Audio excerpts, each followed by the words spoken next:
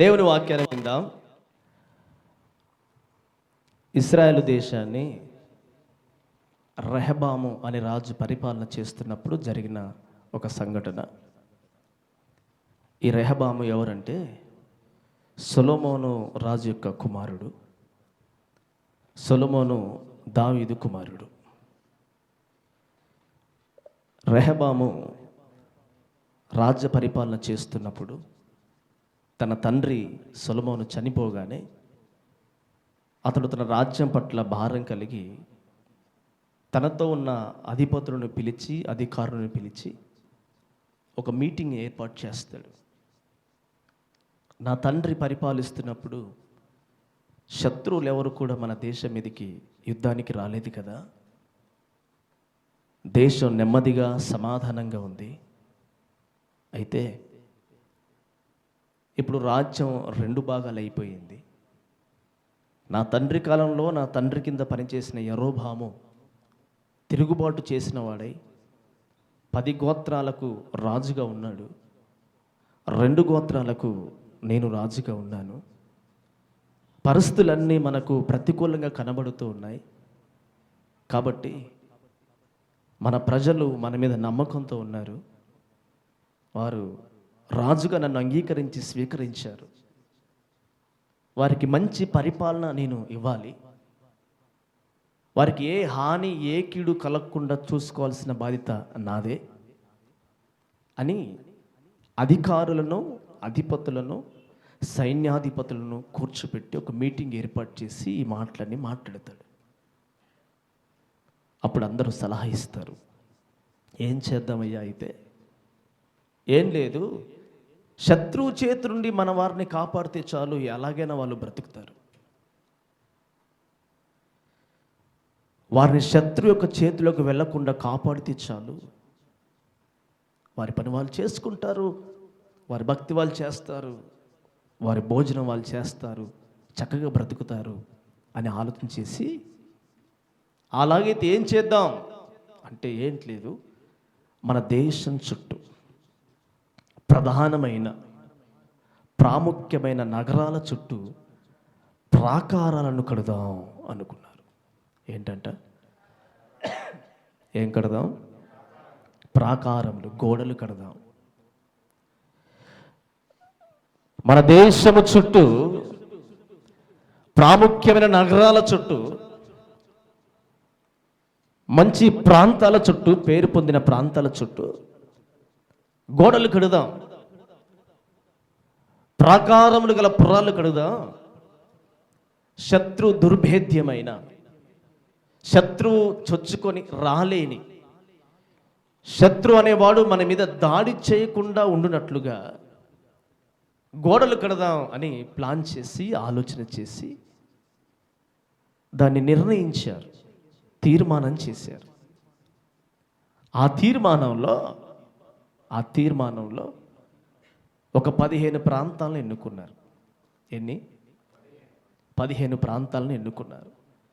15 ప్రాముఖ్యమైన నగరాలను ఎన్నుకొని వాటి చుట్టూ ప్రాకారాలు కట్టడం ప్రారంభించారు.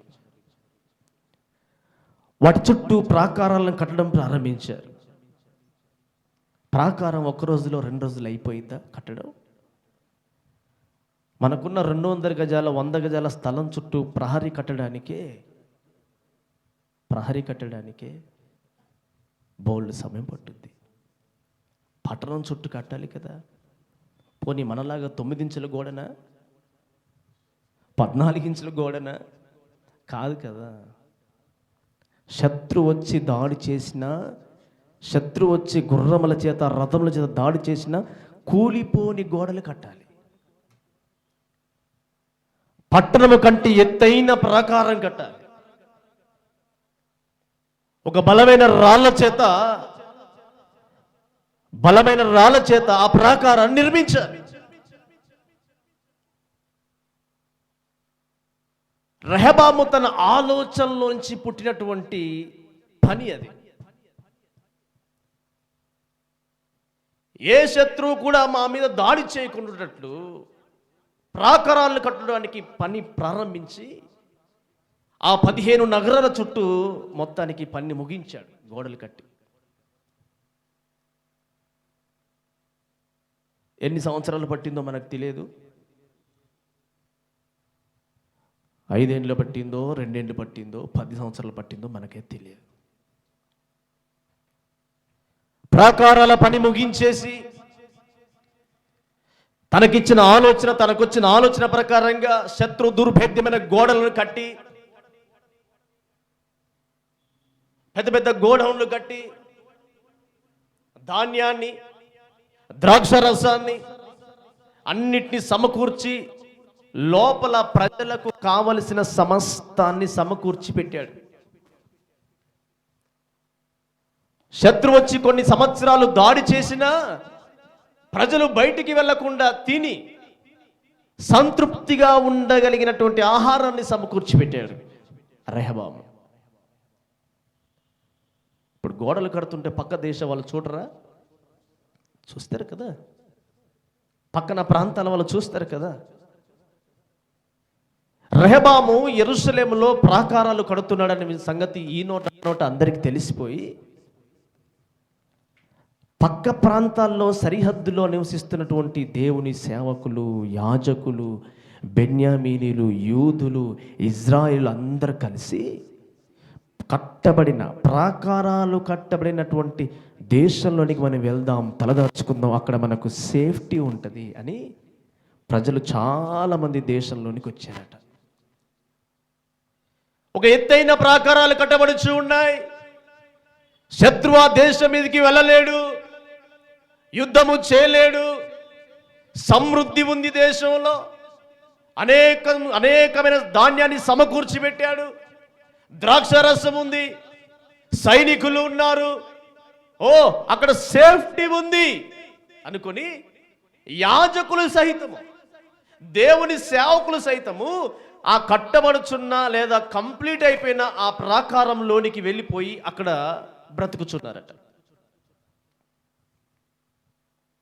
సేవకుడు ఎక్కడికి వెళ్ళాడు? ఇప్పుడు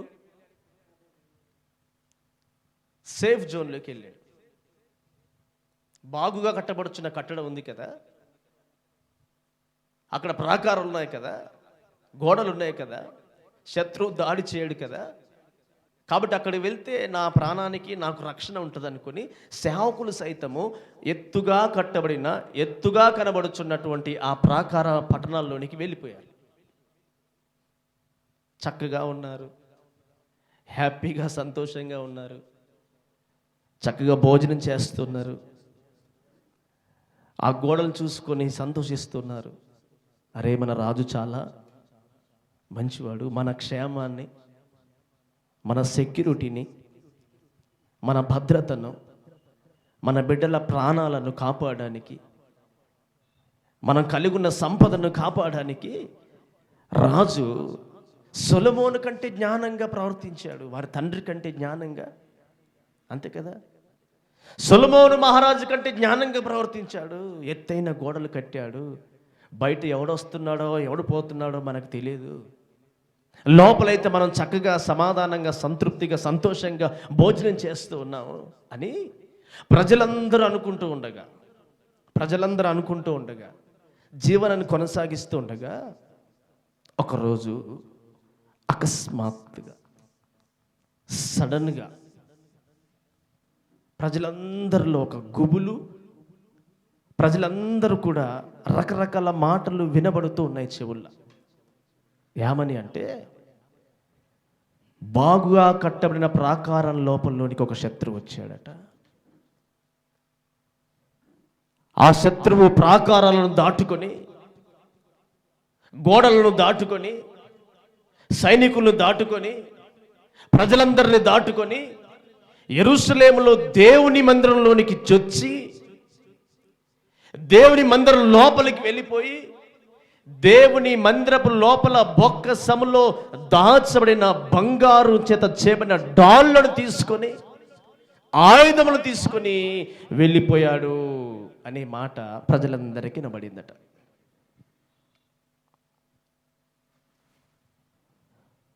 ఎత్తైన ప్రాకారాలను దాటుకొని, సైనికులను దాటుకొని,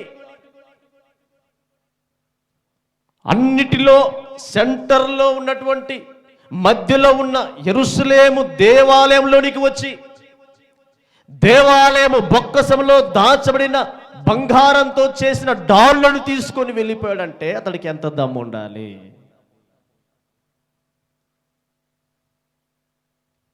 అది ఎలా సాధ్యమైంది శత్రువుకి? శత్రు దుర్భేద్యమైన గోడలు కట్టుకున్నాం కదా. శత్రు అనేవాడు మన లోపలికి రాకుండా ఒక అడ్డుకట్ట వేశాం కదా. ఎలా శత్రువు వచ్చాడు? సైన్యాన్ని దాటుకొని, గోడలను దాటుకొని, ప్రజలను దాటుకొని, రాజగృహాన్ని దాటుకొని దేవుని మందిరం లోపలికి వెళ్ళిపోయి, మందిరం లోపల బొక్కసములో ఖజానాలో దాచబడినటువంటి బంగారంతో చేయబడిన ఆయుధాలు తీసుకొని వెళ్ళగలిగాడంటే అది ఎట్లా సాధ్యమైంది?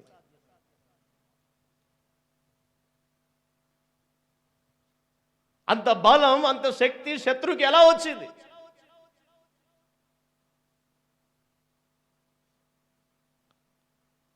వీళ్ళేమో దేవుని ప్రజలు, ఇశ్రాయేలీలేమో దేవుని ప్రజలు, వచ్చిన శత్రువు ఏమో అన్యుడు.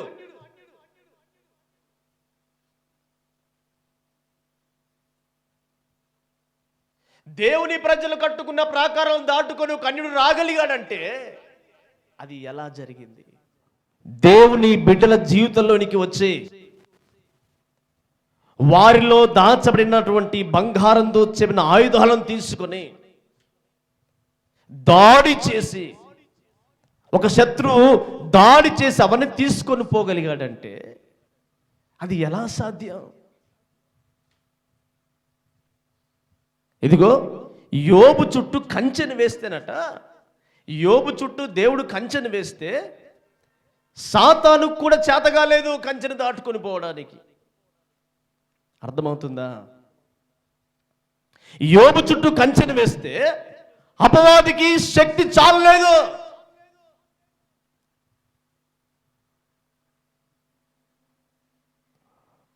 దేవా, నువ్వు యోబు చుట్టూ, కుటుంబం చుట్టూ కంచెను వేసావు, ఎలా నేను పోయేది? నేను పోలేను. నీ కంచెను దాటుకుని పోయేంత దమ్ము నాకు లేదు, అంత శక్తివంతుడను నేను కాదు. దేవుని యొద్ద ఉండి దేవుని సముఖంలోనికి వెళ్ళి దేవునితో మాట్లాడగలిగేటువంటి సాతానికే శక్తి చాలకపోతే ఒక అన్యుడు, దేవుని ఎరగనివాడు, ఐగుప్తు దేశం నుంచి వచ్చి, శీషక్ అనే రాజు వచ్చి, ఒక అన్యుడు దేవుణ్ణి ఎరగనివాడు ఆ ప్రాకారాలు దాటుకొని వెళ్ళిపోయి ఏకంగా దేవుని మందిరంలో ఉన్నటువంటి ఆయుధాలు తీసుకొని వెళ్ళగలిగాడే, అతనికి అంత బలం ఎలా వచ్చింది? వీరు దేవుడు ఏమైనా చేత కానివాడా?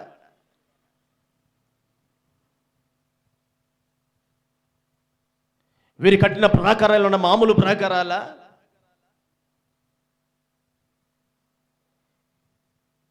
నీకు హాని చేసే, నీకు కీడు చేసే, నీకు హాని తలపెట్టే ప్రతిది కూడా నీకు శత్రువే కాదా? కాదా? ఆ రోజు యెరూషలేము మందిరం లోపలికి వెళ్ళి సీషకి ఏ విధంగా బంగారం చేత చేయబడిన ఆయుధాలను దోసుకుని వెళ్ళాడో, ఈరోజు నీ కొరకు దాచబడినటువంటి ఆశీర్వాదాన్ని దోచుకొని వెళ్తున్నాడు. ఎంతమంది బిడ్డల జీవితాల్లో ఆ స్థితిని చూడట్లేదు. ఎంతమంది కుటుంబాల్లో ఆ పరిస్థితి గమనించట్లేదు. విశ్వాసం ఒక ఆయుధం కదా నీకు. విశ్వాసము ఒక ఆయుధం కదా. ప్రార్థన ఒక ఆయుధం కదా. పరిశుద్ధమైన జీవితం ఒక ఆయుధం కదా. నీ హృదయంలో సమాధానం కలిగి ఉంటే ఒక ఆయుధమే కదా. ఇవన్నీ నీ మీద దాడి చేసి నీ లోపలికి వచ్చి ఇవన్నీ వాడు తీసుకొని వెళ్ళగలుగుతున్నాడే, అది ఎలా సాధ్యమవుతుంది?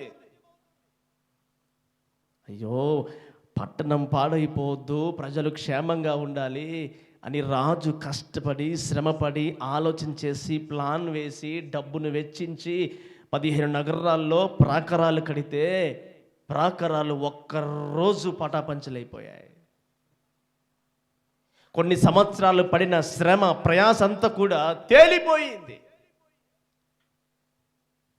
ఇన్ని సంవత్సరాల నుంచి భక్తి చేసి ఒక్కొక్క ఇటుక పేర్చినట్టుగా ఆత్మీయ జీవితాన్ని కట్టుకుంటూ వస్తే ఈ నెల నుంచి 2 నెలల నుంచి 3 నెలల నుండి ఈ సంవత్సరం కొద్ది కట్టుకుంటూ వస్తే సాతాను డైరెక్ట్గా దూరాడు. నీ యొక్క ఆయుధాన్ని మొత్తం పటాపంచలు చేసి నీ పరిశుద్ధతను, నీ ప్రార్థనను, నీ విశ్వాసాన్ని, నీ సమస్తాన్ని మొత్తం నాశనం చేసి వెళ్ళిపోయాడు.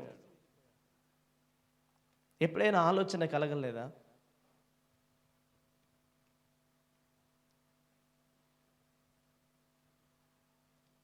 కూర్చుకున్న భక్తి, కూర్చుకున్న ఆశీర్వాదం ఇవన్నీ కూడా వెళ్ళిపోతుంటే, ఒక్క ఉదుటిన వెళ్ళిపోతుంటే ఆలోచన కలగలేదా?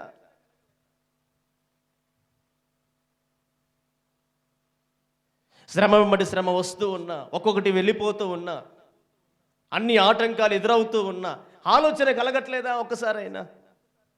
ఎందుకు వాడు నా మీద దాడి చేస్తున్నాడని, ఎందుకు ఈ విధంగా కలుగుతుంది అని, దేవుని చేత నా కొరకు దాచుకున్నవన్నీ కూడా ఎందుకు పోతున్నాయని, ఎందుకు దూరమైపోతున్నాయని, అవి ఎందుకు నిలిచి ఉండట్లేవని.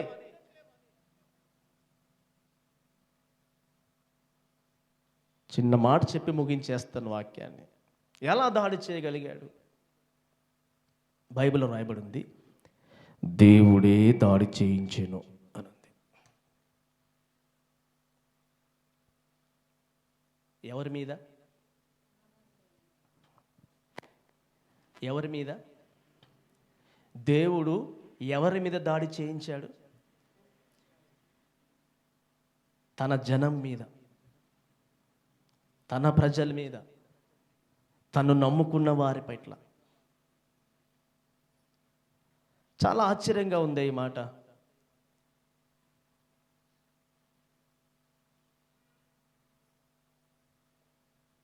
నన్ను నమ్ముకున్న వారి పట్ల నేను దాడి చేయించడం ఏంటి?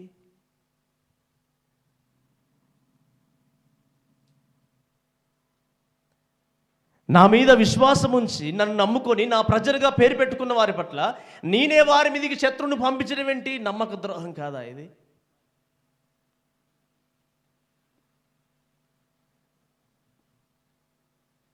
అలాగూ చేయొచ్చా దేవుడు?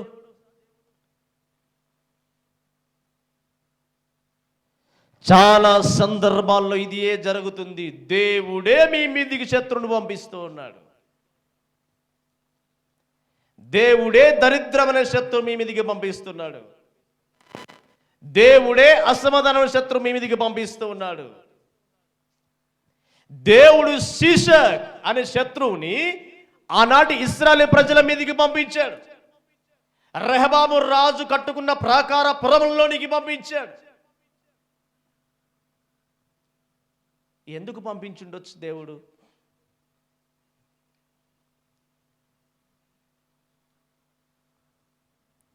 వాళ్ళంట ప్రాకారాలు కట్టుకున్నారు కదా, ధాన్యం సమకూర్చుకున్నారు కదా, ద్రాక్షరసం సమకూర్చుకున్నారుగా, యాజకులు వచ్చారు, సైన్యాధిపతులు పెరిగారు, సంఖ్య పెరిగిపోయింది, జనం పెరిగిపోయారు, అందరూ వచ్చారు, హ్యాపీగా ఉన్నారు, సంతోషంగా చక్కగా అన్ని పనులు చేసుకుంటూ ఉన్నారు.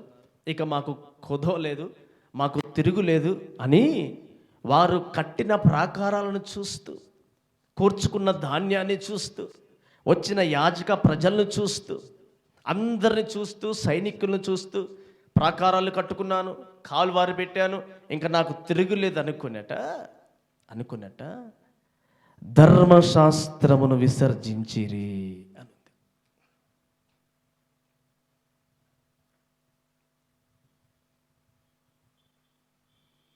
ధర్మశాస్త్రమును విసర్జించిరి. రెహబాము రాజు తన రాజ్యము స్థిరపడిన తర్వాత, తాను బలపరచబడిన తర్వాత ధర్మశాస్త్రమును విసర్జించెను అనుంది. ఒరే, ప్రాకారాలు నిన్ను కాపాడితే అనుకుంటున్నావా? నీవు కట్టుకున్న గోడ నిన్ను కాపాడితే అనుకుంటున్నావా? గోడలు కట్టి గేట్లు పెట్టి గోడల దగ్గర గేట్ల దగ్గర కావలివారిని పెట్టేసి నలుగురు సేవకులను సమకూర్చుకొని మీరు బలి అర్పించేసేయండి, మీరు నా కోసం ప్రార్థన చేయండి, నలుగురు పని వాళ్ళని పెట్టుకొని చక్కగా తినుకుంటూ సంతోషిస్తూ ఉంటే, ధర్మశాస్త్రాన్ని విసర్జించి నువ్వు ప్రవర్తిస్తూ ఉంటే ప్రాకారాలు కాపాడుతాయా నిన్ను?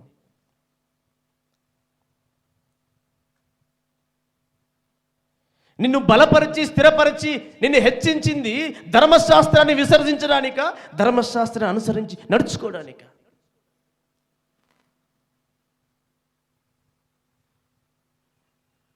నీ బుద్ధికే ఎంత తెలివి ఉంటే, నీకే ఎంత తెలివి ఉంటే, నిన్ను స్థిరపరిచి నిన్ను బలపరిచి రాజుగా నియమించి నీ పొజిషన్ మార్చి నీ స్థానాన్ని మార్చి నీకు ఈ స్థితిని ఇచ్చిన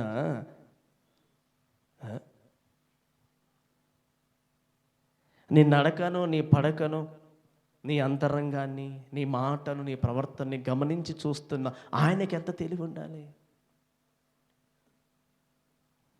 2వ దినవృత్తాంతుల గ్రంథము 11వ అధ్యాయము 5వ వచనము. రెహబాము యెరూషలేమునందు కాపురముండి యూదా ప్రదేశమందు ప్రాకారపురములను కట్టించెను.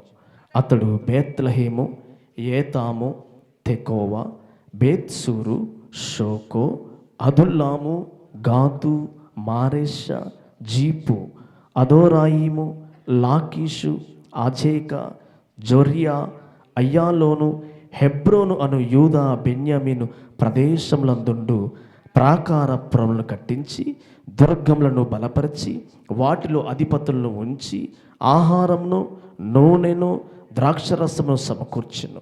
మరియు వాటిలో డాళ్లను, బల్లెములను ఉంచి ఆ పట్టణములను బహుబలవంతమైన వాటిగా చేసెను. యూదావారు బెన్యామీనీయులను అతని పక్షమున నుండిరి. ఇశ్రాయేలు వారి మధ్య నుండి యాజకులను, లేవీయులను తామున్న ప్రదేశములను, సరిహద్దులను దాటి అతని యొద్దకు వచ్చి చేరిరి. 12వ అధ్యాయం 1వ వచనం. రెహబాము రాజ్యము స్థిరపడి తాను బలపరచబడిన తర్వాత అతడును ఇశ్రాయేలీయులందరూ యెహోవా ధర్మశాస్త్రమును విసర్జించిరి.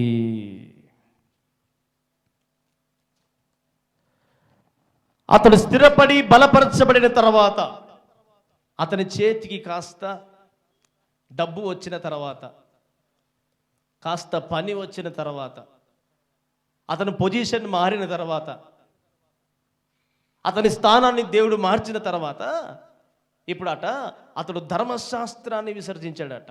అతడు మాత్రమే కాదు, ఎంత అహంకారులయ్యారు చూడండి వాళ్ళు. రాజు అహంకారుడు అయిపోయాడు, రాజు దగ్గర ఉన్నటువంటి ప్రజలు కూడా అహంకారులుగా మార్చబడిపోయారు. ఇక మాకేం కొదువా, అధిపతులు ఉన్నారు, దుర్గాలను బలపరుచుకున్నాం, రాజ్యం స్థిరపరచబడింది, నేను బలవంతుడిగా మార్చబడ్డాను, సైనిక సమూహం పెరిగిపోయింది, యాజకులే నా దగ్గరికి వస్తున్నారు, సేవకులే నా దగ్గరికి వస్తున్నారు, ఇంక నాకేం కొదువా అని అహంకారపు మనసుతో గర్విష్ఠులై వాక్యాన్ని విసర్జించారట. దేన్ని విసర్జించారు? దేవుని వాక్యాన్ని విసర్జించారట. ఓహో, ప్రాకారాలు కాపాడితే అనుకుంటున్నావా రెహబాము? నువ్వు బలపరుచుకున్న దుర్గములు నిన్ను కాపాడుతాయా? నువ్వు సమకూర్చుకున్న డబ్బు నిన్ను కాపాడుద్దా? నీ ఇంట్లో ఉన్న నూనె నిన్ను కాపాడుద్దా? నీ ప్రాణాన్ని తెప్పరిల్ల చేసే ద్రాక్ష రసం నిన్ను కాపాడుద్దా అనుకుంటున్నావా? నువ్వు కట్టుకున్న పురం నిన్ను కాపాడుద్దా అనుకుంటున్నావా? నువ్వు కట్టుకున్న బిల్డింగ్ నిన్ను కాపాడుద్దా అనుకుంటున్నావా?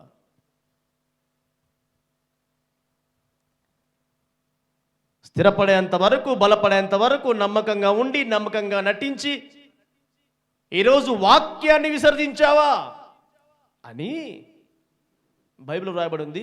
వారు యెహోవాకు ద్రోహము చేయగా అనంది. కింది వచ్చిన చదవండి. వారు యెహోవా యెడల ద్రోహము చేసినందున రాజైన రెహబాము యొక్క 5వ సంవత్సరమందు ఐగుప్తు రాజైన సీషకు 1200 రథములతోనూ 60,000 గుర్రపు రౌతులతోనూ యెరూషలేముకి వచ్చెను. అతనితో కూడా ఐగుప్తు నుండి వచ్చిన లూబీలు, సుక్కీలు, కూషీలు అనువారు లెక్కకు మించియుండిరి. కట్టు, ఎన్ని ప్రాకారాలు కడతావో, ఎన్ని ఇల్లులు కడతావో కట్టు. ధర్మశాస్త్రాన్ని విసర్జిస్తావా? ఉపదేశాన్ని తృణీకరిస్తావా? వాక్యాన్ని తృణీకరిస్తావా? రెహబాము అని దేవుడట ఐగుప్తు రాజైన సీషకును లేపగా అతడు 1200 ఎంత 1200 రథాలు, 60,000 గుర్రపు రౌతులు, లెక్కకు మించిన సైన్యం.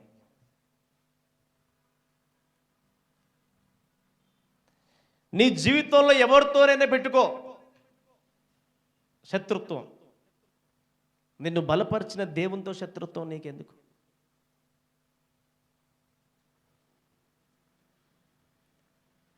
నీ మీదికి శత్రువు ఎందుకు దాడి చేస్తున్నాడు, కంచెను దాటుకుని ఎలా వచ్చాడు అని అంటే, ధర్మశాస్త్రాన్ని నీవు విసర్జించావు. విసర్జించుట అంటే చాలా చాలా కఠినమైన పదం కదా, చాలా కఠినమైన పదం కదా.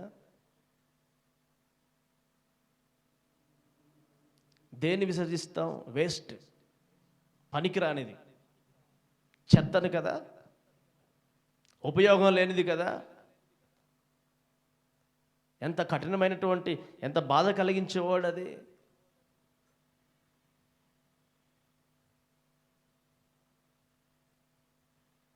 విసర్జించినట్టుగా కంప్లీట్గా త్రోసివేసేసాడు కదా, అది యూజ్ లేదనుకున్నాడు కదా. ఫార్మసీ కంపెనీలలో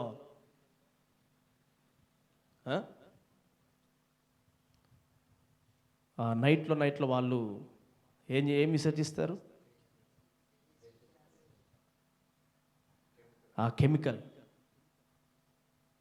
విపరీతమైన వాసన వచ్చేసేది.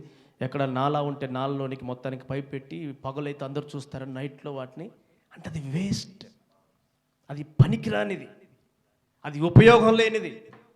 అలాంటి వాటిని కదా విసర్జించేది. వాక్యాన్ని విసర్జించాడట, ధర్మశాస్త్రాన్ని విసర్జించాడట, దేవుని మాటను తృణీకరించాడట. బైబిల్లో రాయబడి ఉంది, వారు యెహోవా పైన ద్రోహము చేయగా, దేవునికి ద్రోహము తలపెట్టగా. నీ రాజ్యాన్ని స్థిరపరిచింది ఆయనకు ద్రోహం చేయడానిక? నిన్ను బలపరిచింది ఆయన వాక్యాన్ని విసర్జించడానిక? ఆయన క్రమాన్ని తృణీకరించడానిక? నీ స్థాయిని మార్చింది ఆయన సన్నిధిని, ఆయనను తృణీకరించడానికి కాదు కదా. ఎందుకు శత్రువు నీపైన దాడి చేస్తున్నాడు? ఎందుకు రోగం అనే శత్రువు నీపైన దాడి చేస్తూ ఉన్నాడు? ఆలోచించావా ఎప్పుడైనా? నీవు ఆయన వాక్యాన్ని విసర్జించావు, ఆయన సన్నిధిని తృణీకరించావు, ఆయన మాటను త్రోసివేశావు, ఆయన ఉపదేశాన్ని నువ్వు అంగీకరించలేదు.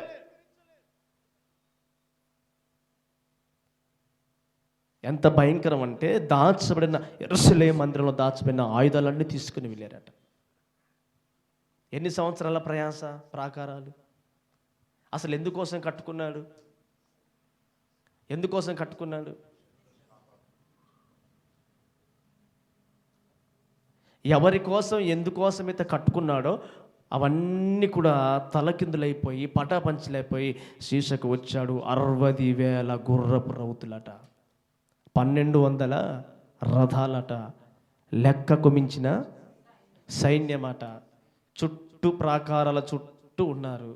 వారిని చూడగానే కావులు కాసేవాడు సైలెంట్గా దాక్కున్నాడు.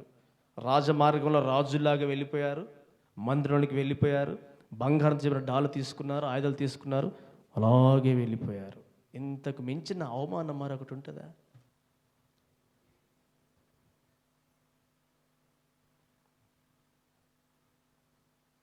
భక్తుడు అంటాడు కదా, అయ్యా శ్రమ కలగక మునుపు నేను త్రోవ విడిచి తిరిగి తిని ఇప్పుడు నీ వాక్యాన్ని అనుసరించి నడుచుకునిచున్నాను అంటాడు.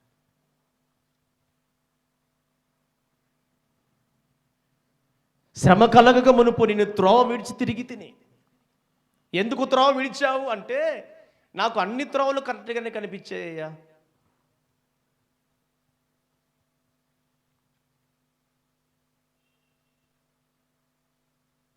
ధర్మశాస్త్రం అనుసరించి నడుచుకున్నవాడంట, దేవరాత్రములు దాన్ని ధ్యానించేవాడట. ఎందుకు ధన్యుడు? ఎందుకు ధన్యుడు? అతడు నీటి కాలువల యోరన నాటబడిన వాడై ఆకు వాడక తన కాలమందు ఫలమిచ్చు చెట్టు వలె ఉండును.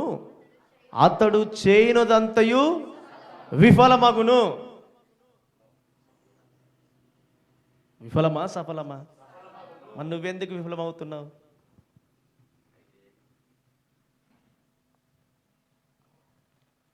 నువ్వు ఏది పట్టుకున్నా, నువ్వు ఏది చేసినా అంతా విఫలమే కదా, సఫలమే లేదు కదా, విజయమే లేదు కదా, అన్నీ అపజయాలే, అంతటా అపజయమే. ఇన్ని ప్రాకారాలు కట్టావు, విఫలం. కావలి వారిని పెట్టావు, విఫలం. ధాన్యాన్ని సమకూర్చావు, విఫలం. కారణం ఏంటి? ధర్మశాస్త్రాన్ని విడిచిపెట్టావు నువ్వు, వాక్యాన్ని విడిచిపెట్టావు నీవు. దావీదు అంటాడు కదా, అయ్యా నీ వాక్యము నాకు నెమ్మది కలిగిస్తుంది అంటాడు. అయ్యా నీ వాక్యము నా పాదములకు దీపము అంటాడు, నా త్రోవకు వెలుగు అంటాడు. నీ వాక్యము నన్ను హెచ్చిస్తుంది అంటాడు, నన్ను స్థిరపరిచింది అంటాడు. స్థిరపరిచే, నెమ్మదినిచ్చే, బాగు చేసే, స్వస్థపరిచే, బలపరిచే, త్రోవకు వెలుగుగా ఉండే, పాదాలకు దీపంగా ఉండే వాక్యాన్ని తృణీకరించిన నీవు ఎలా కాపాడబడతావు?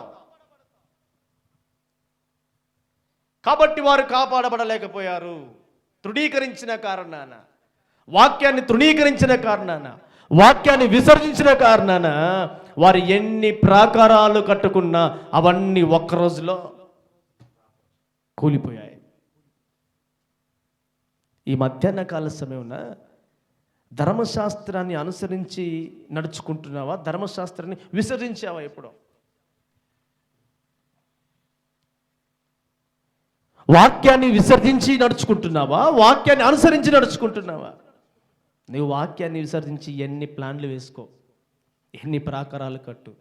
బైబిల్లో రాయబడి ఉంది, యెహోవా పట్టణాన్ని కాపాడని ఎడల కావలి కాయువారు. మరి ఇక్కడ ఎంతమంది కావలి ఉన్నారు? ఉన్నారా లేదా? ఆయన నిన్ను కాపాడాలంటే నువ్వు ఆయన వాక్యాన్ని అనుసరించి, ఆయన ధర్మశాస్త్రాన్ని అనుసరించి నడుచుకున్న వాడిని ఆయన వాక్యమే నిన్ను కాపాడుద్దండి. ఆయన వాక్యం నిన్ను కాపాడుద్ది. ఆయన వాక్కు నీకు కంచెగా ఉంటుంది. ఆయన పర్మిషన్ లేకుండా ఏ శత్రువు కూడా నీ యొద్దకు రాలేడు. స్టోరీ కాదు, నిజం. ఆయన పర్మిషన్ లేకుండా ఎవడు కూడా నిన్ను తాకలేడు, నీ యొద్దకు రాలేడు, నిన్ను ముట్టుకోలేడు. శత్రువు నీ మీద దాడి చేసి నీ దగ్గర ఉన్నదని తీసుకుని వెళ్తున్నాడు. కారణం ఏంటంటే నువ్వు వాక్యాన్ని తృణీకరించావు. నువ్వు వాక్యాన్ని విసర్జించేస్తే ఇంకా ఆయన ఏం చేస్తాడు?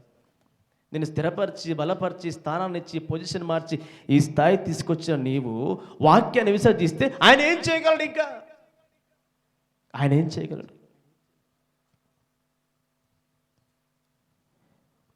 ప్రాకారాలు కట్టుకున్నాడు, శత్రు దుర్భేద్యమైన గోడలు కట్టుకున్నాడు, కావలి వారిని ఉంచాడు, ధాన్యాన్ని సమకూర్చాడు, ద్రాక్షరసాన్ని సమకూర్చుకున్నాడు, నూనెను పెట్టుకున్నాడు. కానీ ఒక్క రోజులో అన్నీ ఆయుధాలు పోయాయట.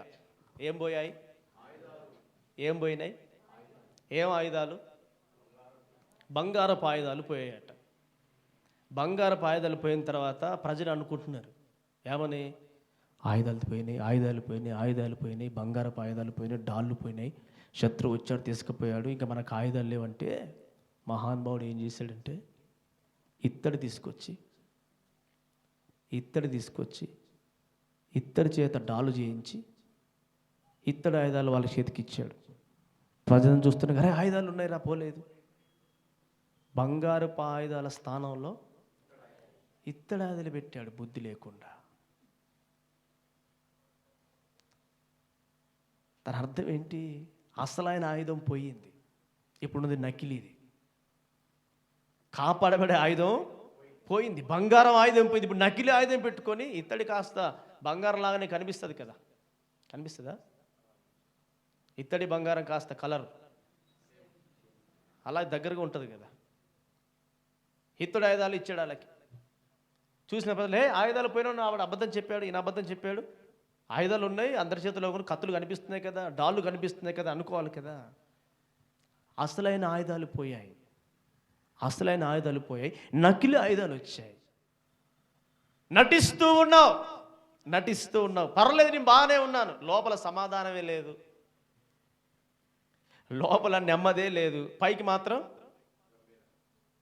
నా అంత నెమ్మదిగా ఎవరు లేరు అని అనుకుంటున్నావు. లోపల ఆశీర్వాదమే లేదు, పైకి మాత్రం నాలాగా ఎవరు ఆశీర్వదించబడలేదు అనుకుంటున్నావు. అంత నటనే. ఈ మధ్యాహ్నం ప్రభు చెబుతున్నాడు, రా ఆయన వాక్యాన్ని అనుసరించి నడుచుకో. ఆయన నీకు ప్రాకారంగా, శత్రువు ఆయనకు తెలియకుండా శత్రువు నీ యొద్దకి, దేవుడు ప్రాకారంగా ఉండి శత్రువు నీ యొద్దకు రాకుండా అడ్డుకునేవాడు. దేవుని పర్మిషన్ లేకుండా ఎవడు కూడా నీ యొద్దకి రానేరాడు. నువ్వు ఎన్ని ప్లాన్లు వేసుకో, నీ ప్రాకారం అని చెప్పాను, నువ్వు ఏ ప్రాకారాలు కట్టుకో, నీ చుట్టూ ఎన్ని ప్లాన్లు, ఇలా ఇక్కడ పెట్టుబడి పెడితే ఇలా, లేకపోతే ఇక్కడ పని చేస్తే ఇలా, ఇక్కడ ఉద్యోగం చేస్తే ఇలా, ఇక్కడ ఇంత కడితే, ఎన్ని ప్లాన్లు వేసుకో, వాక్యాన్ని అనుసరించకుండా ఉంటే గనక ఎన్ని రోజులు? యోబుకి ఎన్ని రోజులు పట్టింది పోవడానికి? యోబుకి ఎన్ని రోజులు పట్టింది పోవడానికి? మొత్తం పోవడానికి 1 రోజా? 1 ఇయరా? ఒక్కటే రోజు. కొడుకులు, కూతుర్లు, జీతగాళ్ళు, పనివారు, పశువులు, సంపద, ఇల్లు, వాకిలు అన్నీ కూడా వన్డేలో పోయాయి కదా. ఎన్ని రోజులు పడుతుంది? 1 రోజు పట్టుద్ది. వాక్యాన్ని అనుసరించి నడుచుకో, ప్రభు నీకు ప్రాకారంగా ఉంటాడు. అలాంటి కృపాదేవుడు మీ అందరికీ అనుగ్రహించును గాక. ఆమేన్. అందరూ మోకరించి తల వంచి కళ్ళు మూసుకోండి. మంచి యేసయ్యా, నీ పరిశుద్ధ నామానికి మహిమ కలుగును గాక. దేవా, ఇప్పటి వరకు పాడి స్తుతించి ఆరాధించి నామాన్ని మహిమపరిచావు. వాక్కు ద్వారా మాతో మాట్లాడేందుకు వందనాలు. మీ ఎన్ని ప్లాన్లు వేసుకున్నా, ఎన్ని ప్రాకారాలు కట్టుకున్నా, మా కొరకు ఎన్ని సమకూర్చుకొని దాచిపెట్టుకున్నా, ఎంత డబ్బును, వస్తువులను, వస్త్రాలను, డబ్బును, గృహాలను, స్థలాలను, పొలాలను, ఆభరణాలను ఎన్ని నేను సమకూర్చుకుని దాచిపెట్టుకున్నా, నీ ధర్మశాస్త్రాన్ని అనుసరించి నడుచుకోకపోతే అవన్నీ ఒక దినం పోతాయి. ప్రభువా, నీ కాపుదల మాకుండదు, నీ భద్రత మాకుండదు, నెమ్మది సమాధానం ఉండదు. యేసయ్య, వజ్ర వైడూర్యాలు మాతో ఉన్నారు, కావలి వారు మా పక్షాన ఉన్నారు, యాజకులు మా కొరకు మొరపెడుతూ ఉన్నారు, అనేకులు మాకు సపోర్ట్ చేస్తూ ఉన్నారు, సహకరించేవారు, ఆదరించేవారు మా చుట్టూ కనబడుతూ ఉన్నారు. నీ ధర్మశాస్త్రాన్ని అనుసరించి నడుచుకోకపోతే, నీ వాక్యాన్ని అనుసరించి నడుచుకోకపోతే మాకు శత్రువుతో ముప్పు తప్పదని లేఖనం సెలవిస్తుంది. ప్రభువా, అవును యేసయ్య, గత కాలాన్ని విసర్జించారు బిడ్డలు, తృణీకరించారు, నీ మాటలు, ఉపదేశాన్ని తృణీకరించారు, వాక్యాన్ని తృణీకరించారు. అయ్యా, సేవకుని మాటను తృణీకరించారు, నచ్చినట్లుగా చేశారు. మాకు ఇల్లు ఉంది, పొలం ఉంది, స్థలం ఉంది, ఉద్యోగం ఉంది, వ్యాపారం ఉంది, వస్తువు ఉంది, వాహనం ఉంది, వస్త్రాలు ఉన్నాయి, భోజనం ఉంది, అన్నీ ఉన్నాయి, మాకేం తక్కువలే. మాట్లాడేవారు ఉన్నారు, స్నేహితులు ఉన్నారు, ఆదరించేవారు ఉన్నారు, యాజకులు ఉన్నారు, సేవకులు ఉన్నారు. మాకేం తక్కువలే అని నీ వాక్యాన్ని తృణీకరించిన బిడ్డల జీవితాలు దేవా దుర్భరంగా మార్చబడతాయి.